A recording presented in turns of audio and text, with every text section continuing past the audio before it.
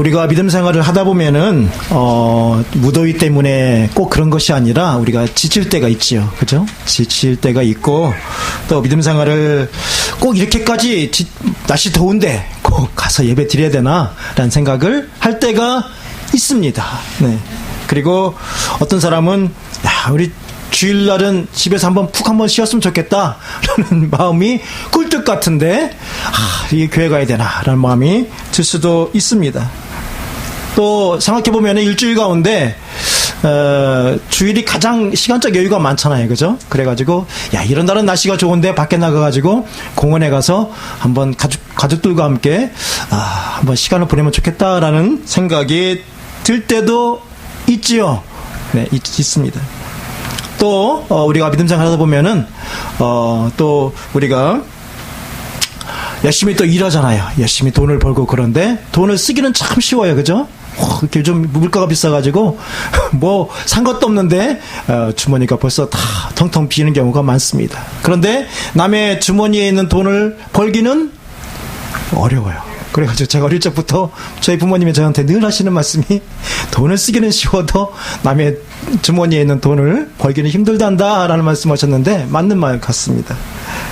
그런데 쓸 일도 많지요. 그런데 또 교회 와서 헌금할 적에는 또 손이 벌벌벌 떨리기도 하지요. 그리고 또 헌금하는 돈이 아까워 보이기도 할 때가 있습니다. 믿더라도 그냥 대충 믿으면 되는데 그냥 한 주만 안 나와도 목사님이 전화하시고 이렇게 꼭 유별나게 믿어야 되는가라고 생각이 들 때가 있습니다. 그리고 나만 믿으면 되는데 왜 전도하라고 해가지고 모르는 사람은 생판 처음 보는 사람한테 저기요 예수님 믿으세요? 라고 말을 걸면서 그렇게까지 우리가 전도해야 되는가? 라고 우리가 의문을 가질 때가 있다라는 것입니다. 특별히 지금 시대가 많이 변해가지고 지금 시대는 우리 기독교의 특별히 한국 기독교의 신뢰가 아주 땅바닥에 떨어진 이 상황에서 믿음 생활을 한다는 것이 예전보다 더 쉽지가 않죠. 예전에 믿는다고 하면은 그래도 정직하고 뭔가 사회에 뭔가 좀 앞장서는 선구자적인 뭔가 좀 존경할 만한 그런 위치였는데 지금 예수 믿는다고 하면은 오히려 사람들이 아직도 예수 믿냐? 라고 할 정도로 믿는 사람들을 아주 우습게 여기고 또 조롱하고 또 예수 믿는 사람들을 비아냥거릴 수 있는 시대에 우리가 살고 있기 때문에 믿음 생활하기가 더 힘들어지는 겁니다. 여러분은 나는 전혀 그런 갈등 없는데요 라는 표정들이시지만 사실 우리가 믿음 생활 하다 보면은 이런 갈등이 있어요, 없어요? 있잖아요. 목사인 제가 있는데 여러분이 없겠어요? 제가 압니다. 저도 있는데 누구나 다 있어요. 있는데 그것이 어떤 사람은 자주 찾아오는 사람이 있는가 하면은 어떤 사람은 아주 오랜만에 찾아오는 사람이 있고 어떤 사람은 믿음으로 이겨내는 사람이 있는가 하면은 어떤 사람은 거기에 끌려다니는 차이가 있을 뿐입니다. 이런 질문들이요, 이런 의문들이, 이런 신앙생활의 어려움들이 우리에게만 있는 것이 아니라 바울 시대에 있었어요. 바울이 지금 에베소서를 로마 감옥에서 쓰고 있는데 로마 교회, 로마에서 지금 소식을 들어보니까 에베소 교회 교인들이 지금 이렇다는 겁니다. 그들이 이러한 문제점을 갖고 있었다라는 겁니다. 지금 에베소서는 믿음이 없는 사람들에게 적는 것일까요? 아니면 믿는 사람들에게 적는 것일까요? 믿는 사람들. 에베소 교회의 교인들에게, 성도들에게 사도 바울이 적는 거예요. 적는데 에베소 교인들이 믿음이 없었느냐? 없었을까요? 있었을까요? 그들은 믿음이 있었어요. 오늘 본문 15절에 이렇게 말합니다. 주 예수 안에서 너희 믿음과 모든 성도를 향한 사랑을 나도 들었다라고 사도 바울은 말하고 있습니다. 에베소 교인들은요, 믿음이 있었어요. 주 예수 그리스도를 믿는 확고한 믿음이 있었습니다. 그리고 그들에게 또한 사랑이 있었어요. 그 사랑으로 그들은 서로 돌보고 그들은 서로 성도 간에 예수 그리스도의 사랑으로 그들은 사랑하고 있었다라는 것입니다. 그런데 그들에게 끊임없이 이런 질문들이 나타났다라는 것입니다. 어떤 사람들은 야, 이렇게 믿음 생활 하다가 내가 혹시 따돌림을 당하는 것은 아닌가, 내가 왕따 당하는 것은 아닌가, 내가 이러다가 불이익을 당하고 내가 핍박을 당하면은 내가 그 어려움을 어떻게 견딜 것인가 라는 두려움에 떠는 사람도 있었을 것입니다. 어떤 사람은 내가 예수 그리스도의 사랑으로 이웃에게 내가 아무 다른 마음 없이 내가 섬기고 사랑하는데 어떤 사람은 또 오해한다는 거죠. 자기만 잘나서 저렇게 티나 하고서 그런 오해를 받을 적에 야, 내가 이렇게 성도를 사랑하는데 내가 이런 오해를 감수하면서까지 내가 이렇게 사랑을 베풀어야 되는가라는 의문이 들 때가 있다라는 것입니다. 하나님께서 나를 돌보기는 하시는 건지, 내 기도를 하나님께서 듣고는 계신 건지, 하나님께서 나를 사랑한다고 목사님이 침을 튀기면서 그렇게 설교를 하시는데 나를 정말 사랑은 하고 계신지 우리가 의문이 들 때가 있다라는 것입니다. 지난주 말씀 가운데 하나님이 나를 불러주셨다라고 말씀하셨는데 그게 무슨 의미가 있는지 모르겠다는 거죠. 그리고 천국 백성이 됐다 했는데 천국은 손에 잡히지도 않고 보이지도 않는다는 거죠. 하나님께서 살아계시면 내가 이런 어려운 형편 가운데 나를 뒤에서 그냥 팍팍 밀어주셔가지고 내가 아스팔트 달리듯이 스포츠 차 타고 아스팔트를 I-20이 샥 달리듯이 내 인생이 그냥 대로를 쫙 달리면은 얼마나 좋겠습니까마는 하나님이 그런 것 같지도 않거든요. 그렇지 않아요. 하나님이 진짜 능력이 있는 건지 의심스러울 때가 있고, 있다면 무슨 능력이 있는 건지 우리가 하나님 앞에 의문을 던질 때가 있다라는 것입니다. 그래서 오늘 사도 바울이요, 에베소 교인들을 위해서 기도하는 거예요. 왜요? 그들을 잘 알거든요. 저 같으면, 제가 바울이라면 저는 지금 로마 감옥에 갇혀 있어요. 그러면 저는 가장 먼저 무엇을 구할까요? 나는 여러분을 위해서 구하지 않습니다. 나는 감옥에 갇히면 하나님 앞에, 하나님 저 보이시죠? 저 좀 꺼내주세요, 얼른요 라고 말할 겁니다. 그런데 사도 바울은 자기를 얼른 꺼내달라고 말하지 않고 에베소 교인들의 가장 절실한 기도를 대신하고 있다는 거죠. 그것이 뭐냐? 에베소 교인들이 지금 이렇게 힘든 믿음 생활을 하고 믿음으로 사는데, 사랑으로 그들이 사랑을 실천하는데 그들이 믿음 생활이 힘겹고 어렵고 신앙생활이 즐거운 게 아니라 오히려 굴레가 되고 짐이 되고 이렇게 느껴지는 게 무엇이냐라는 거죠. 믿음이 없는 것도 아닌데, 사랑이 없는 것도 아닌데, 그럼 무엇이 없는 겁니까? 무엇이 부족한 것입니까?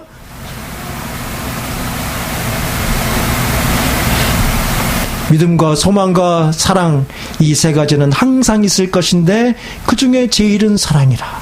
이들에게 믿음이 있었어요. 사랑이 있었어요. 그럼 그들에게 부족한 것은 무엇일까요? 소망이죠. 소망이 그들은 부족했어요. 그러니까 사도 바울이 그들을 위해서 소망이 있도록 기도해 주는 겁니다. 소망이 넘치면 그들에게 신앙생활이 짐이 아니라 즐거움이 된다라는 것입니다. 소망이 넘치려면 어떻게 해야 되느냐? 알아야 돼요. 옆 사람과 함께 인사합시다. 옆 사람과 인사합시다. 소망이 넘치려면 알아야 합니다. 시작. 네, 소망이 넘치려면 어떻게 해야 된다고요? 알아야 해요. 알아야 해요. 아는 게 힘이다 라는 말이 있듯이 사도 바울은 너희가 소망이 넘치려면, 너희가 믿음 생활을 신바람 나게 하려면은 너희가 알아야 될 것이 있다 라고 말하는 겁니다. 오늘 사도 바울은 네 가지로 그것을 말하고 있는데요. 첫 번째가 뭐냐? 하나님을 알아야 합니다. 하나님을 알아야 돼요. 오늘 17절에 이렇게 말합니다. 우리 주 예수 그리스도의 하나님 영광의 아버지께서 지혜와 계시의 영을 너에게 주사 하나님을 알게 하시고, 지혜와 계시의 영은 바로 성령을 말하는데, 성령께서 너희의 눈을 밝히 보여주셔서 너희가 알아야 될 것이 있는데 뭘 알아야 된다? 하나님을 알아야 된다라는 거죠. 그러면 하나님이 어떤 분이시냐? 하나님은 어떤 분이시냐?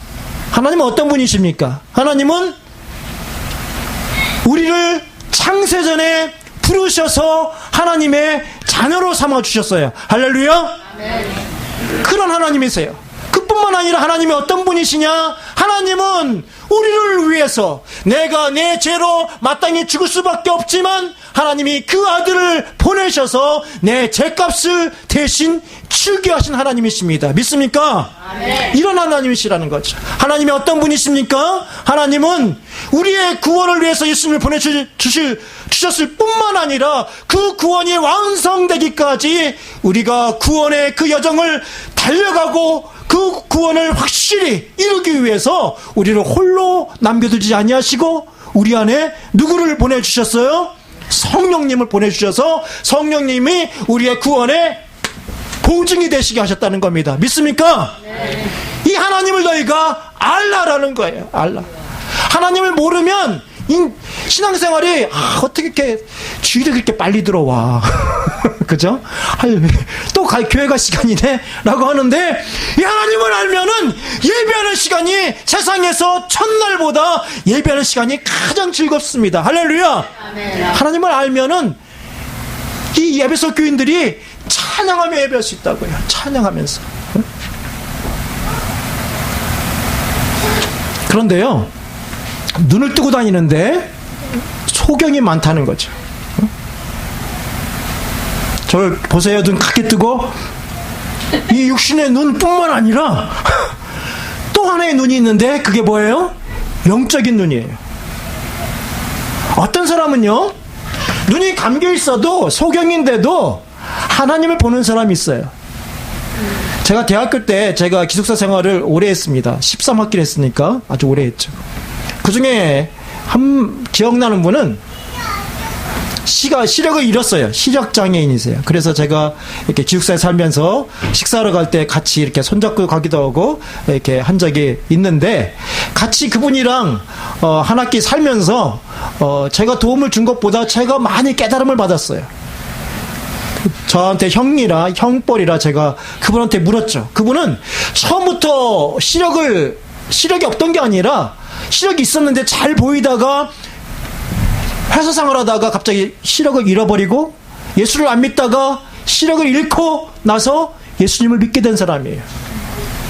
그래서 신학 공부를 하시는 거예요. 그래서 제가 둘이 있을 적에 제가 묻고 싶었던 것을 꼭꼭 참았다가 제가 물었습니다. 형, 나한테 거짓말하지 마. 알았어. 한 가지 질문 할게. 뭐? 솔직히 우리끼리 까놓고 얘기하면은 솔직히 예수 안 믿고 눈 뜨고 다니는 게 좋지? 아니면 예수 믿고 나서 눈은 감겼는데 예수 믿는 게 좋아? 둘 중에 하나 선택하라면 형을 뭘 선택하겠어? 솔직히 얘기해봐. 나밖에 없잖아. 했더니만 뭐라고 말했을까요? 나는 지금 눈 앞이 안 보여도 나는 지금 예수 그리스도를 믿는 게 더 좋아. 할렐루야. 여러 사람 있으면 창피해가지고 그런 말 할 만도 한데 나밖에 없었다고요. 나밖에. 근데 그게 눈은 볼 수 없었지만 그 사람의 이 말소리 속에서, 그 사람의 얼굴 속에서 그게 진심임을 저는 깨달았어요. 제가 부끄럽더라고요. 야, 이게 믿음이구나. 그분은요, 다른 사람들이 눈 먼쩍이 뜨고 하나님을 알지 못하고 예수 그리스도를 알지 못하는 사람보다 그는 영적인 눈을 열어 하나님을 바라보고 예수 그리스도를 바라볼 수 있었다는 겁니다. 할렐루야. 이것이 진짜 복이에요. 이것이 진짜 복이에요.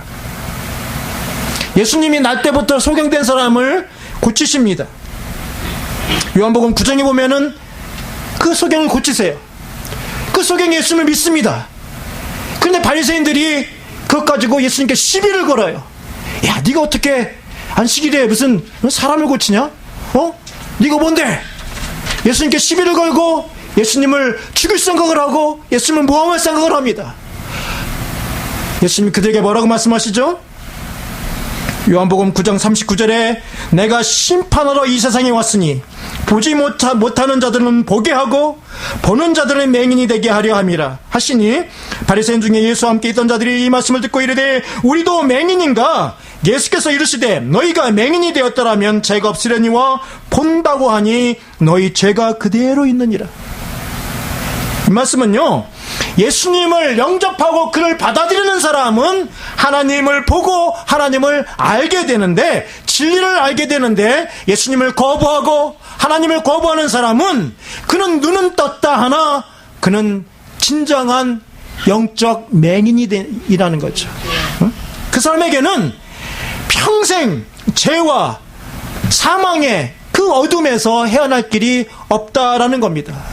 그러나 주님은 이 땅에 빛으로 오셔서 우리의 육적인 눈뿐만 아니라 우리의 영적인 눈을 열어서 하나님의 나라를 보게 하시고 하나님을 보게 하시고 예수 그리스도가 바로 목수의 아들뿐만 아니라 예수 그리스도가 이 땅에 오신 하나님의 아들이심을 믿게 한다는 겁니다. 할렐루야. 네. 하나님을 알면은 예수님이 보여요. 믿어지는 게 은혜입니다. 응? 하나님을 알아야 소망이 넘쳐요.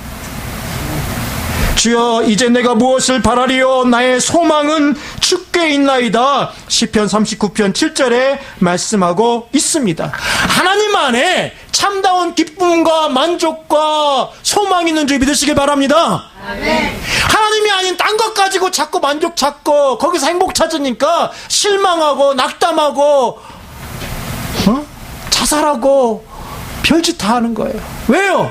거기에 험하거든요. 돈을 아무리 벌어도 명예를 아무리 받아도 자기가 뭐 건강하고 뭐 수천만 달러를 벌어도 그거 다 놓고 가야 되잖아요. 재산이 많아가지고 행복할 줄 알았는데 자식들이 그거 가지고 싸우잖아요. 응? 아무리 권세를 얻으려고 대통령이 돼도 자살을 하잖아요. 왜요? 그 마음을 채우지 못합니다. 하나님이 우리를 영적인 존재로 만드셨어요. 영적인 존재는 하나님만 채울 수 있는 겁니다. 할렐루야. 하나님이 들어갈 수 있는 자리에 세상의 그 어떤 물질적인 것, 세상의 그 어떤 쾌락, 세상의 그 어떤 성공을 집어넣어봐요. 어림택도 없이 모자랍니다. 우리가 하나님을 알 적에 우리에게 참다운 기쁨과 만족과 소망이 있는 줄 믿으시기 바랍니다. 아멘. 소망이 넘치려면 알아야 합니다. 둘째로 무엇을 알아야 할까요? 하나님의 부르심을 알아야 합니다. 따라해 봅시다. 하나님의 부르심을 알아야 합니다. 하나님의 부르심을 알아야 합니다. 18절에 보십시오. 18절에 너희 마음의 눈을 밝히사 그의 부르심의 소망이 무엇이며 이걸 알게 하길 원한다라고 말하고 있습니다. 바울은 너희가 눈이 밝아져서 무엇을 알기를 원하느냐?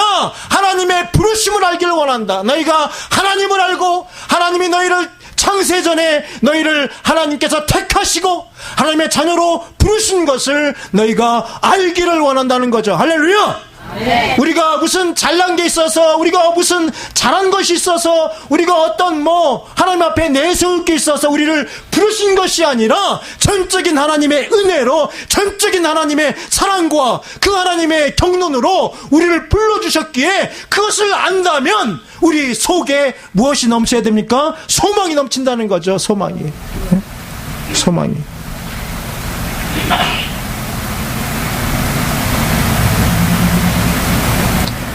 여러분이 바라는 것들이요, 이 세상의 것들이면 인생은 참 허무합니다.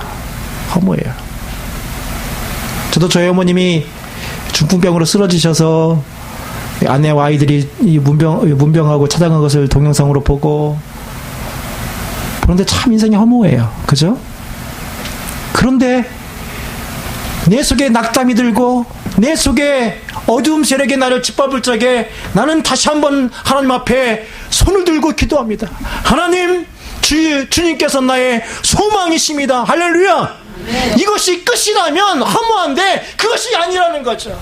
하나님께서는 하나님의 자녀를 고치실 뿐만 아니라 육신도 고치실 뿐만 아니라 육신이 우리가 흙으로 돌아가도 우리를 예수 그리스도의 능력으로 다시 부활의 날에 살리신다는 겁니다. 할렐루야. 네. 예수 그리스도를 살리셨듯이 우리를 살리시기에 우리는 멸망하는 자 같으나 우리는 승리하는 사람이고 미련한 자 같으나 하나님께서 지혜로운 자가 되게 하시고 우리가 아무 세상에서 가치 없는 자 같으나 하나님께서 하나님의 아들 딸로 하나님의 왕자와 하나님의 공주로 천사가 부러워할 만한 존귀한 자로 우리를 불러주셨다는 겁니다. 아멘. 이것을 믿으십니까? 아멘. 이것을 믿는다면은 우리 속에 무엇이 나타나야 돼요? 소망이 넘쳐야 되는 거죠. 소망이 넘치는 소망. 네? 소망. 저 여러분이 혹시 믿음 생활에 우리가 기쁨이 없다면, 우리 믿음 생활에 짐처럼 여겨진다면 다시 한번 저 여러분 속에 하나님이 주시는 하늘의 소망으로, 하늘의 그 기쁨으로 다시 한번 채워지기를 주의 이름으로 소원합니다. 아멘. 만일 그리스도 안에서 우리가 바라는 것이 다만 이 세상의 삶뿐이면 너희 사람 가운데 우리가 더욱 불쌍한 자일이라 고린도전서 15장 19절에 말하고 있습니다. 우리가 바라는 것이 이 세상의 것들에 불과한다면은 예수 그리스도 믿는 사람들이 가장 불쌍한 사람이다 라고 사도 바울이 말하는 거죠. 그런데 고린도전서 15장에서 말하는 것이 무엇입니까? 예수님께서 부활의 첫 열매가 되셨다. 할렐루야! 우리도 장차 그분처럼 다시 영광스러운 몸으로 변화될 것이고 부활할 것이다. 이 메시지를 전하고 있는 것 아닙니까? 할렐루야. 이 소망이 있으면요, 지치지 않아요. 이 소망이 있으면 믿음 생활이 힘들지가 않아요. 이 소망이 있으면 우리 속에 다시금 즐거움이, 그리고 하나님께 찬양이, 감사가 회복되는 줄 믿으시길 바랍니다. 저도 제 아내와 사랑에 콩깍지가 껴가지고 결혼을 했지요. 여러분도 그렇지요? 콩깍지가 껴가지고 결혼을 하는데 얼마 지나면 어떻게 될까요? 그 콩깍지가 벗겨집니다. 그러면은 무엇이 찾아오느냐? 권태기가 찾아오죠. 권태기가. 믿음 생활도 제가 보기에 그런 게 아닌가 싶어요.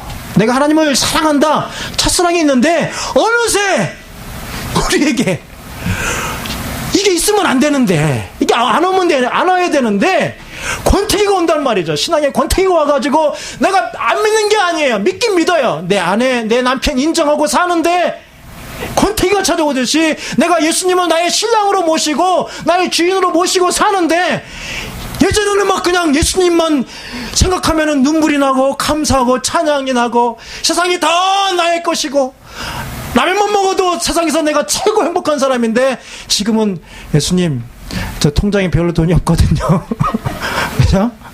왜 내 기도 안 들어주세요? 라고 불평하고 있다는 거죠. 이건 바로 권태기가 찾아온 겁니다. 네? 권태기가 왜 옵니까? 왜 오냐면은 그 하나님의 그 부르심을 모르니까 그래요. 내가 어떠했는데 하나님이 나를 부르셨는가? 내가 내 신분이 누군가? 네? 제가 대통령의 아들이라고 생각해 보세요. 여러분 저를 어떻게 보겠습니까? 대통령의 아들을 보겠죠. 그렇죠? 벌써 제 어깨에 벌써 힘이 들어갈 겁니다. 예? 여러분이 아마 사인해달라고 줄을 딱 쓰셔도 제가 콧방귀를 끼면서 지나갈지도 몰라요. 엄청난 자부심이 있을 겁니다. 그런데 성경은 우리가 대통령이 아니라 왕이 아니라 이 세상을 창조하신 만왕의 자녀라는 거죠. 할렐루야. 아멘. 그러면 우리가 이 세상에서 좀 고생을 해도, 우리가 이 세상에서 좀 핍박을 당해도, 우리가 이 세상에서 좀 어려움을 당해도 우리가 주눅들지 않고 어깨를 쫙 펴고 하나님 앞에 찬송하면서 할렐루야 나아가시는 줄 믿으시길 바랍니다. 아멘. 바울이 그랬거든요. 바울은 예수 그리스도 믿는 것 그 자체 하나만으로 감옥에 갇히고 맞고 얻어 터지고 죽은 줄 알았는데, 알아서 그냥 성 밖에 던져버릴 정도로 비참하고 세상 보기에는 가장 불쌍한 사람이었어요. 장가도 못 가고. 그게 웬일입니까 그게. 불쌍해도 유분수지. 원래 그렇게 못난 사람이 아니거든요. 원래 공부도 잘하고 똑똑했거든요. 세상 말로 잘 나가는 사람이었는데 예수 믿고 나서 그렇게 됐다니까요. 그런데 그가 당당하지 않습니까? 감옥에 있는 사람이 밖에 있는 사람들한테 하나님을 찬송으로 너희가 하나님을 알라, 하나님의 부르심을 알라 라고 그가 외치는 겁니다. 그리고 예수 믿는 것 때문에 너 좀 시끄럽다, 너 한번 죽어봐라 하고서 단도대에 목을 차를 적에도 할렐루야, 나 같은 죄인을 하나님이 순교자가 되게 하시다니 감사하면서 아마 순교했을 겁니다. 이 믿음이 어디에서 옵니까? 나 같은 죄인을 하나님이 부르셨구나, 이 고백에서 오는 거예요. 태능 선수촌 아시죠? 태능 선수촌에 선수들이 운동을 합니다. 그 사람들이 운동할 적에 아주 신경질 내면서 운동할까요?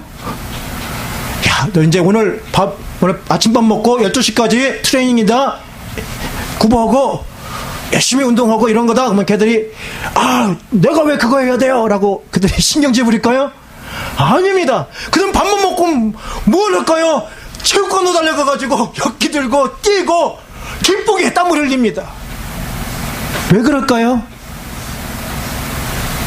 저보고 그러라면 저는 신경질 내거든요. 왜 그럴까요? 그들은 자부심이 있어요. 무슨 자부심이 있느냐? 나는 대한민국의 국가대표로 부르심을 받았다. 나는 국가대표라는 거죠. 다른 사람은 이것 가지고 힘들어하고 포기해도 나만은 국가대표야. 나는 이것 가지고 포기할 수 없어. 자부심이 있습니다. 그리고 그들이 바라는 게 있어요. 뭡니까? 올림픽의 금메달이에요. 그것을 위해서는 레슬링 선수는 기가 그냥 다 없어지더라고요. 매트에 막 깔고 막 이래가지고, 제가 레슬링 선수 봤더니만 금메달 선수 봤거든요. 기가 거의 다.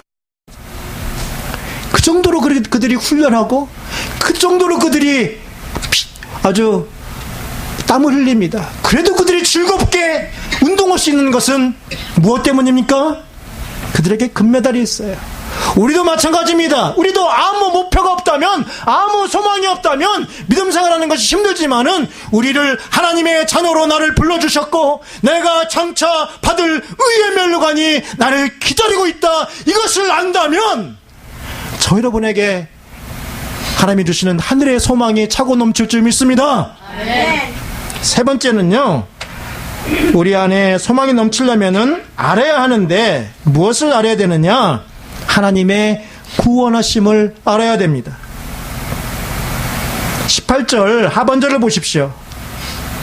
성도 안에서 그 기업의 영광의 풍성함이 무엇인지 알게 하길 원한다라고 말씀하고 있는데, 그 기업의 영광의 풍성함, 그 기업은 뭐냐? 우리가 예수 그리스도를 믿고 구원함을 받은 게 기업이에요.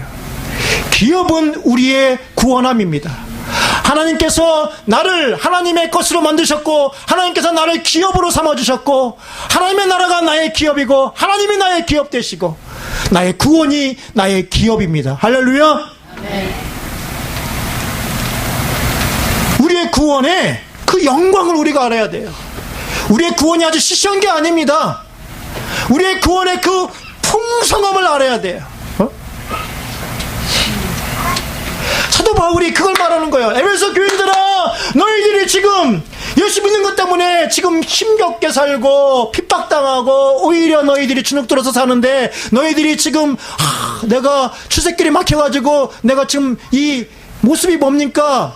이러는데, 너희가 구원받았는데 그 기업의 영광을 좀 네가 알았으면 좋겠다는 거예요.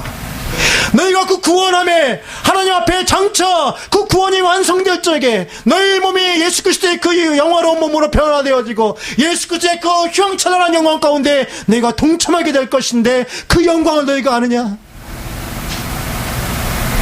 이 세상에 물질은 잠깐 있다가 없어지는 것들인데, 네가 그 천국의 보화와 네가 천국의 그 풍성함을 영원토록 누릴 터인데 그것을 네가 아느냐라고 말하고 있는 거예요. 세상의 기업은요, 얼마 못 갑니다. 잘해야 몇 대. 일대도 못 가가지고 자식들이 경영권 갖겠다고 서로 피 터지게 싸울 수도 있어요. 세상의 기업은요, 큰 기업이 되면 행복이 보장받느냐? 아니에요. 오히려 그 기업이 없었다면 자녀들이 화목할 수도 있었을 겁니다. 오히려 해가 될 수도 있다라는 거죠. 그러나 우리에게는 진짜 기업이 있는데, 진짜 기업은 이 땅이 아니라 바로 하늘에 있다는 겁니다. 할렐루야. 옆 사람과 인사하겠습니다. 알고 보니 큰 기업을 갖고 계시군요. 시작. 네. 알고 보니 옆 사람이 보통 사람이 아닙니다. 옆 사람의 옆에 이건희 회장이 앉아 있으면 보통 사람이 아니네. 옆 사람은 더 큰 사람이라고요. 할렐루야. 아멘. 삼성은 조금밖에 안 되는데 하늘의 기업은, 천국은 그게 수천 배 수만 배든 더 크다고요. 그것을 너희가 좀 알았으면 좋겠다, 사도 바울이 말하고 있는 겁니다. 그런데 우리가 왜 이 세상에서 그것을 잘 못 보고 사느냐? 사도 바울이 왜 너희 좀 영적인 눈이 뜨여가지고 그 하나님의 구원하심을 봤으면 좋겠다라는 건 왜 그렇게 말하느냐? 많은 사람들이 그 구원하심을 보지 못하고 무엇에 빠져 사는가 하면은 세상에 탐욕에 빠져요. 이 물질 만능주의 시대에 보이는 게 물질이에요. 다 돈으로 계산해요. 야, 이 사람은 내가 이용하면은 뭐 얼마나 얻을 수 있겠다. 이 사람은 나한테 덕이 안 되겠다. 또 이렇게 내쳐버리고, 이 사람은 나한테 득이 되겠다. 사귀려고 하고, 다 계산을 합니다. 세상 사람들이 그래요. 응? 탐욕에 빠져가지고 하나님 앞에 나가기보다 세상의 탐욕을 더 좋아할 수 있다라는 겁니다. 그 대표적인 사람이 민수기 22장에 나오는 발람 선지자입니다. 발람 선지자 아시죠? 발람 선지자는요, 하나님이 이스라엘 백성을 구원하셔서 그들을 가나안 땅으로 인도하는데 모압 왕이 발락이 그들 저절하게 해요. 그러면 발람 뭐 선지자가 하는데, 제가 보기에 선지자도 아니고 거짓 선지자고 신재판자 같아요. 이 발람이 탐욕에 빠져가지고 하나님이 복 주시는 그 이스라엘 백성들 향하여서 저주하려고 한다는 거죠. 왜요? 모압 왕한테 돈 받으려고. 그러다가 나중에 민수기 22장 31절에서 33절 보니까 천사가 칼을 빼어가지고 발람의 길을 막습니다. 그러자 발람이 나귀를 타고 가다가 이 나귀가 자꾸 엉뚱한 길로 가고 벽에 부딪혀가지고 자기 발이 상하게 하고 이러거든요. 그러니까 이 발람이 이 나귀를 막 3번이나 때려요. 그러니까 이 나귀가 이리 부딪히고 저리 부딪히고 막 안 가려고 애쓰다가 주저앉아 버립니다. 왜 그랬을까요? 이 발람은 세상의 탐욕에 눈이 멀어가지고 천사를 못 보는 거예요. 바로 앞에 누가 있느냐? 하나님의 천사가 칼을 빼어들고 서 있어요. 네가 지금 내가 원하지 않는 길을 가는구나. 하나님의 천사가 칼을 빼어들고 죽이려고 서 있는데 발람은 그걸 못 보는 거예요. 그런데 누가 봤어요? 나귀는 보는 거예요. 영적인 눈이 감기면 때로는 짐승보다 못할 수도 있다는 거죠. 뭐 나귀라고 다 보는 건 아닙니다. 뭐 여러분, 그때만 하나님이 나귀를 쓰셔서 역사하시는 거죠. 예? 나귀가 보고서 못 가는 거죠. 그 발람이 나귀를 3번씩이나 때리니까 하나님이 잠시 그 나귀의 그 입을 열어가지고 말을 하게 합니다. 내가 언제 당신한테 이렇게 어긴 적이 있습니까? 없다. 근데 왜 네가 이렇게 나를 어기느냐? 나귀가 말하죠. 내 앞에 지금 천사가 서 있습니다. 나는 당신의 말을 어기는 게 아닙니다. 라고 말할 적에 하나님께서 그 발람의 눈을 열어주셔서 천사를 보게 합니다. 그래서 그때 깨닫죠. 아, 하나님이 지금 천사를 보내가지고 나를 막고 계셨구나. 탐욕의 눈이 어두우면요, 하나님을 못 봅니다. 탐욕의 눈이 어두우면 뭘 못 봐요? 하나님의 뜻을 못 봐요. 탐욕의 눈이 어두우면 하나님이 지금 무엇을 원하는지 볼 수 없을 수가 있다라는 겁니다. 그런데 우리는 무엇을 바라보느냐? 저와 여러분을 하나님이 사랑하셔서 그 아들을 보내가지고 우리가 마땅히 죄값으로 죽어야 되는데 우리 대신 예수님이 십자가에서 내 죄값을 치르시고 구원하신 그 구원함, 나를 거듭나게 하신 그 구원함을 우리가 보게 된다면 우리 속에 천국의 소망으로 넘쳐날 줄 믿습니다. 아멘. 이것이 우리 안에 있어야 돼요. 우리 안에. 베드로전서 1장 3, 4절에서 이렇게 말합니다.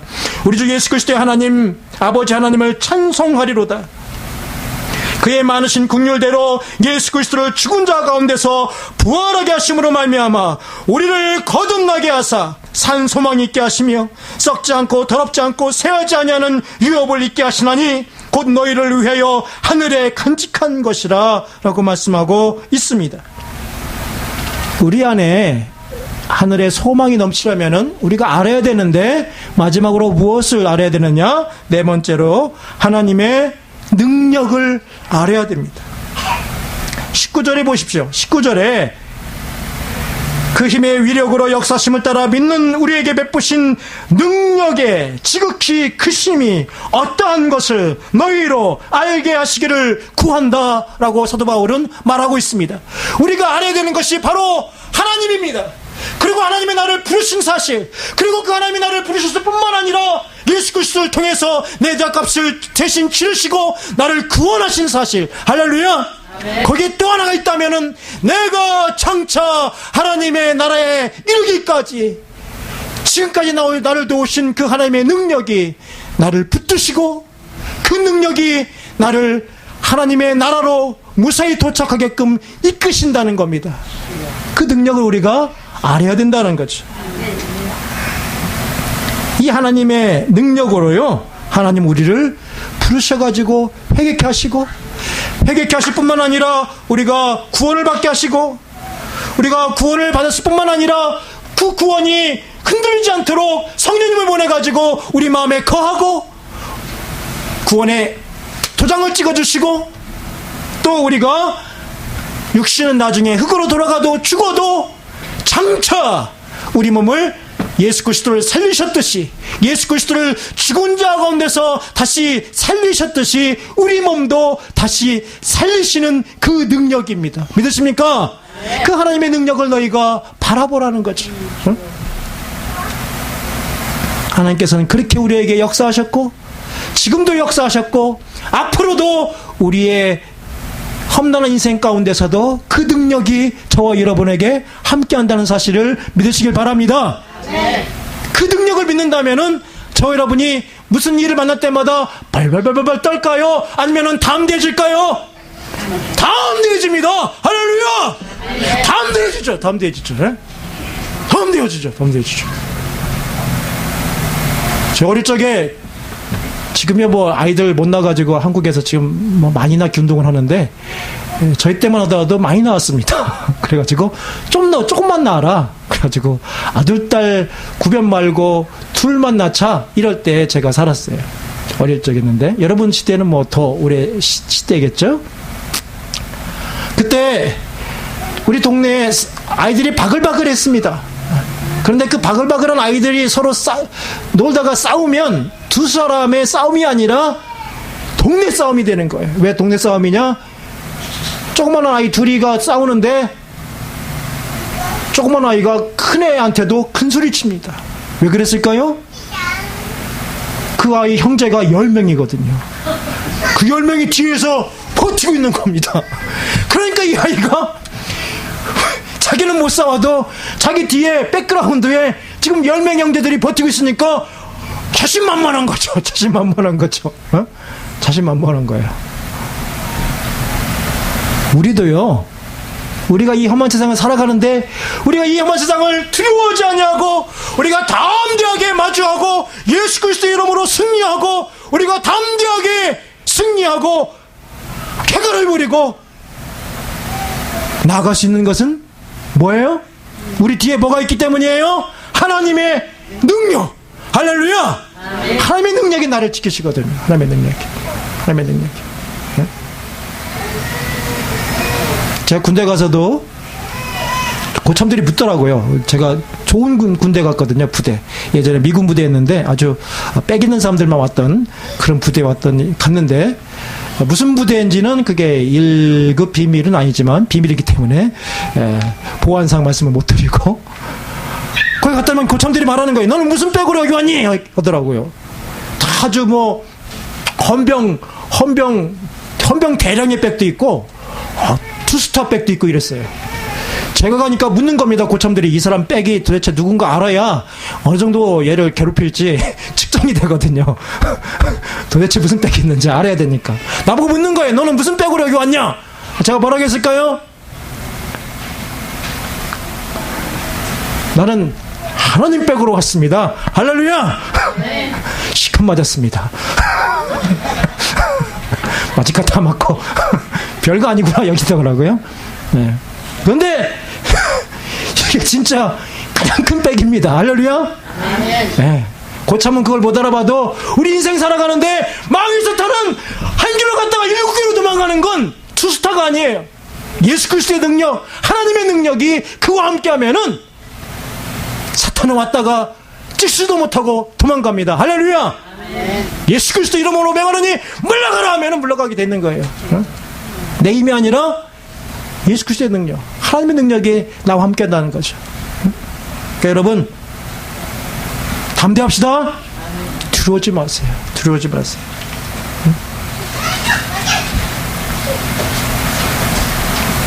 우리에게 베푸신 능력은요 바로 그러한 능력입니다. 여러분이 나이가 들고 아프고 우리가 나이가 듣고 또 흙으로 돌아가고 이럴지라도 너무 서러워하지 마세요. 저도 요즘 나이를 드나 봐요. 자꾸 눈물이 많아져요. 진짜예요. 매일 울어요. 매일.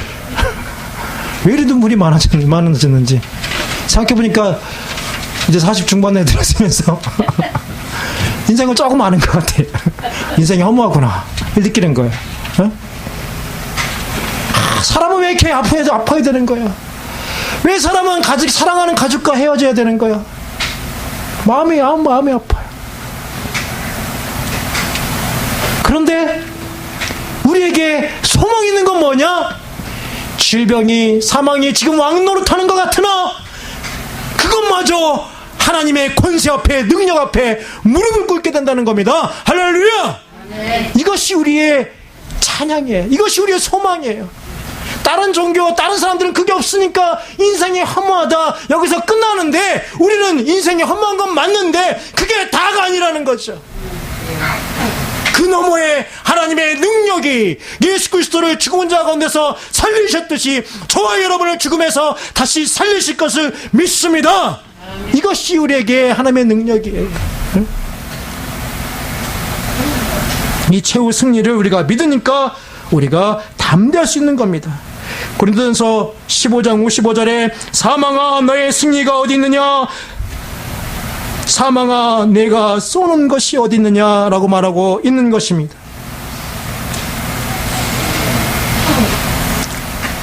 우리 주 예수 그리스도로 말미암아 우리에게 승리를 주신 하나님께 감사하노니 그러므로 내 사랑하는 형제들아 견실하며 흔들리지 말고 항상 주의 일에 더욱 힘쓰는 자가 되라.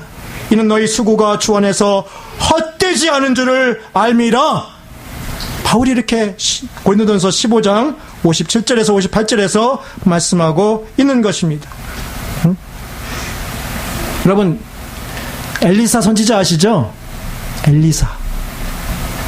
엘리사는 엘리야 선지자의 제자였는데 이 엘리사 선지자가 세상 말로 신통방통합니다. 어떻게 그러느냐? 엘리사 선지자는 북이스라엘에 속한 선지자예요. 북이스라엘과 아람과 서로 싸웁니다.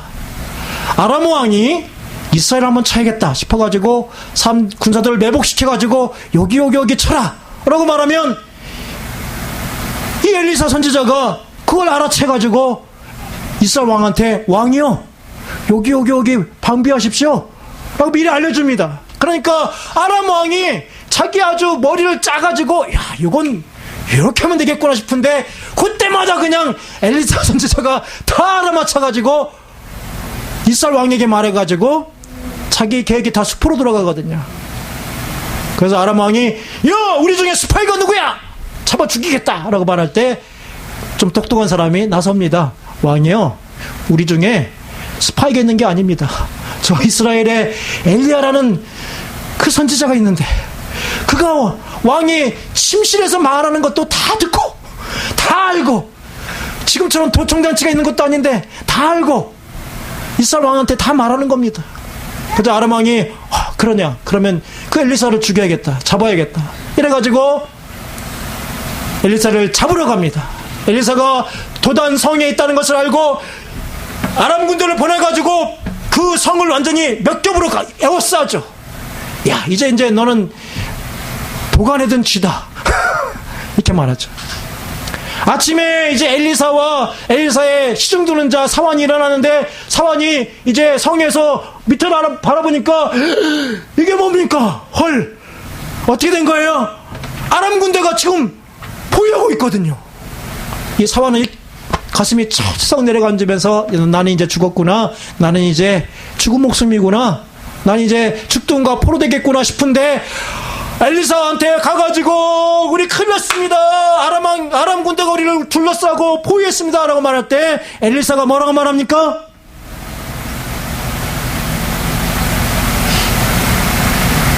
엘리사가 뭐라고 말하냐면은 두려워하지 말라. 우리와 함께한 자가 그들과 함께한 자보다 많으니라. 그리고서 그래도 얘가 못 알아들으니까 엘리사가 하나님께 기도합니다. 하나님 제발 얘 눈 좀 열어주세요. 그래서 좀 보게 해주세요. 그러자 이 사환의 눈이 활짝 열리죠. 육적인 눈이 열린 게 아니라 무엇이 열린 거예요? 영적인 눈이 열려가지고 딱 보는데 그전에는 밑에 아람 군대만 봤거든요. 근데 영적인 눈을 확 뜨고서 보니까 하늘에 뭐가 있어요? 하나님의 보내신 불말과 불병거가 그 성을 둘러싸고 아람 군대를 쳐다보고 있는 거예요. 아람 군대는 이건 게임도 안 될 것 같아. 할렐루야! 이걸 보는 거예요. 이걸 보는 거예요. 그러자 이 사환이 그때 안심하는 거죠. 응? 이게요 우리가 믿음의 눈이 열린 사람과 안 열린 사람의 차이입니다. 안 열린 사람은요 환경을 바라봐요. 환경을 보고 야 큰일 났다 난 죽겠다 이렇게 말하는데 믿음의 눈이 열린 사람은 그 환경을 뛰어넘어 그 환경보다 더 크신 하나님을 바라보는 줄 믿으시길 바랍니다. 여러분 앞에 무슨 어려움이 있더라도 여러분이 겁먹지 마세요. 그 환경보다도 더 크신 하나님의 능력이 여러분을 호위하시는 줄 믿으시길 바랍니다. 아멘. 하나님이 허락지 아니하시면 여러분의 머리털 하나 하나님이 상하지 않게 해주세요.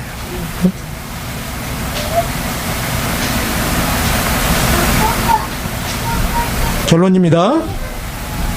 에베소 교인들은요 믿음이 있었어요. 사랑이 있었어요. 그러나 그들에게 부족한 것이 있었다면 소망이 부족했습니다. 사도 바울은 말합니다. 에베소 교인들아 너희들이 믿음 생활 잘하는 걸 안다. 에베소 교인들아 너희가 서로 희생하며 사랑하고 섬기는 걸 안다. 그런데 너희들이 믿음 생활하면서 힘들고 때로는 지치는 것을 너희들이 무엇 때문인 줄 아느냐? 너희 속에 하늘의 소망이 다시금 넘쳐나길 원한다라는 거예요.